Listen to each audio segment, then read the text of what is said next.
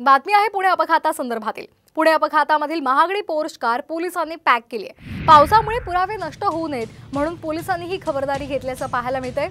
तर पोर्श कंपनीचे जर्मन प्रतिनिधी कारची पाहणी करण्यासाठी येणार आहेत। आताची महत्त्वाची बातमी आपण पाहतोय। जर्मन प्रतिनिधींकडून सुद्धा या कारची पाहणी केली जाणार आहे आणि खबरदारी म्हणून ही पोर्श गाडी पॅक करण्यात आलेली आहे। पावसामुळे पुरावे नष्ट होऊ नयेत म्हणून पोलिसांनी ही खबरदारी घेतली आहे। एक महत्त्वाची बातमी, पुणे अपघात प्रकरणामध्ये जप्त केलेल्या मर्सिडीज गाडीवर झेब्रा क्रॉसिंग उल्लंघनाच्या 2 तक्रारी दाखल करण्यात आल्या।